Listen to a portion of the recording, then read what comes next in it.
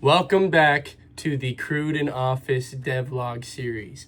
If you are one of the 4 loyal subscribers from the last video, thank you so much for your support. I'm sure you've been eagerly awaiting my next upload.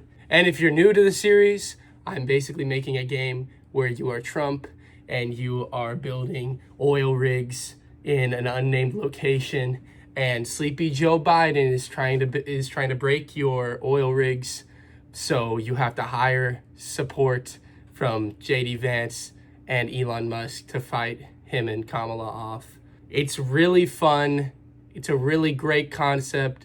Some people are calling it one of the greatest concepts for a game ever. This week wasn't the most productive. I'm not even gonna lie. I mean, I'm already not getting a lot of time to do my coding because I'm a double major with musical theater and computer science. But computer science is my secondary major, which basically means that I spend a lot more time every day in a dance belt than I do in Visual Studio Code.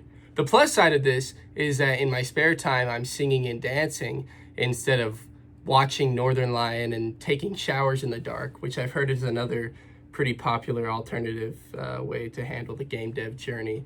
I definitely didn't do either of those last night. I have a very bad migraine, and everyone in my common room is playing Just Dance. But even whenever I could find time to code, I was spending a lot of time undoing my mistakes and restarting stuff. So that ended up making my week not very productive. The first thing I did was I added walls to my game. Naturally, I wanted these walls to connect to each other. So I wanted the sprite to update between a vertical wall and a horizontal wall, but I was having all these problems with it. The sprite just wasn't updating, or it would update whenever the player would walk by, and I was just stressing out and having a bunch of trouble with that. So then I was like, crap, let me try something else, because I've heard of this built-in tile system within Unity, and I was like, why am I trying to make my own tile system when I could just use Unity's tile system?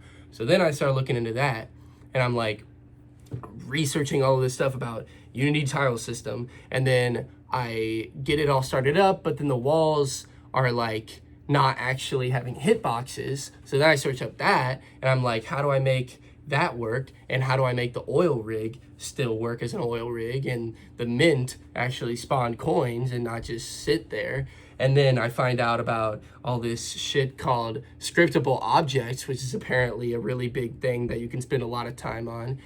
So then I'm watching this video about scriptable objects and trying to just like copy what the guy does in the video. And I feel like a monkey just like typing away, taking orders from my commander. And I'm getting really sidetracked here, and I'm getting really thrown off, and I'm having a really hard time finding motivation because it feels like I'm not even learning anything. I'm just copying someone else's code. It all kind of culminated in one night when I came back and I had a migraine. I'd been working a lot. It's about a week into my game development journey, and I'm already considering alternative career options.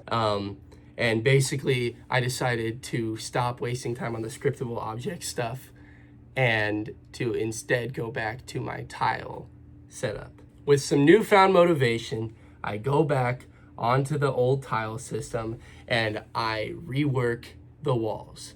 It took me a little bit of time, but I ended up figuring it out. What if every time a wall is placed or broken, it just sends out a little message to its neighbors and is like, hey, I'm here now, or hey, I'm gonna peace out. And then those walls will be like, oh, thanks, bro. I'll switch back to my other sprite.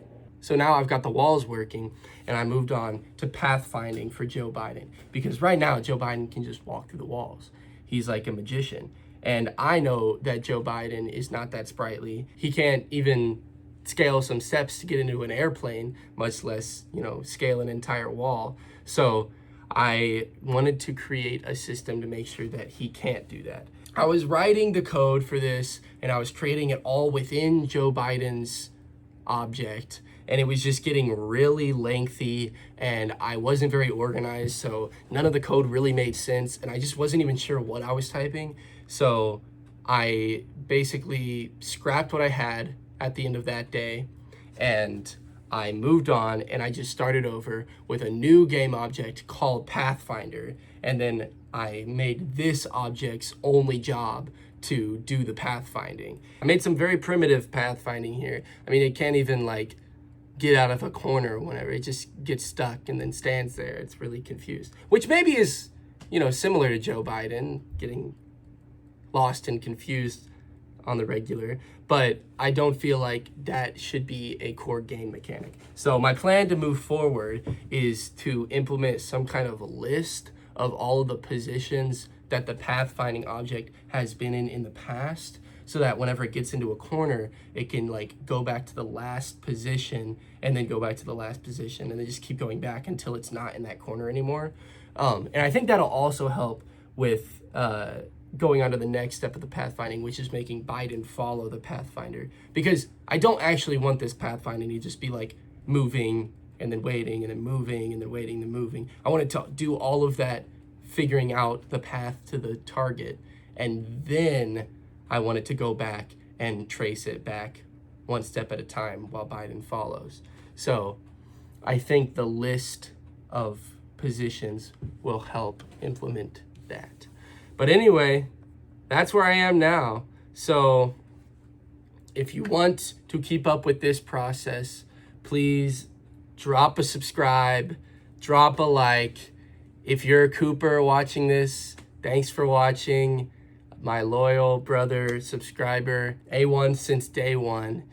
And I will catch up with you guys next week.